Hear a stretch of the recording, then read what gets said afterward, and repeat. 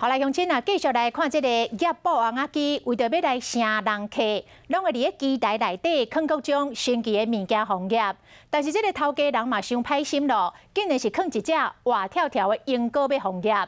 这只鹰鸽是行甲安尼四界乱飞乱浪，看起来真惊狂。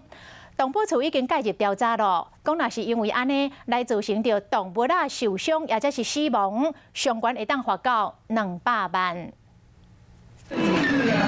叶仔一个放落去，即个因阁惊一个赶紧飞走，米伫边啊，算人阁试一摆。即台机台掠的竟然是活的鹰鸽，算人阁伫边啊一直笑，这个过程是真残忍。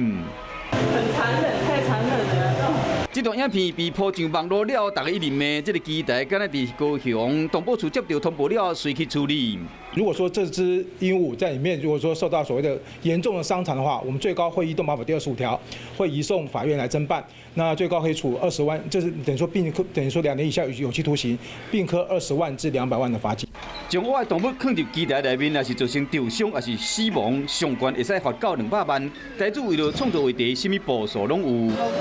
就这业中虾空间遮小，伊根本就走无路，让虾煞变成消费者的佚佗物件。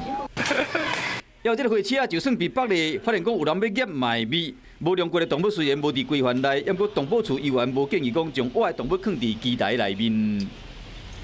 台主部分，他们不应该要把活体动物放在里面让人家讲，你要放的话，放些其他的，不能放活体动物。业保王机的商品若是愈稀奇，消费者就可能想要业看卖，不过放英国红叶，赚的恐惊无够防范。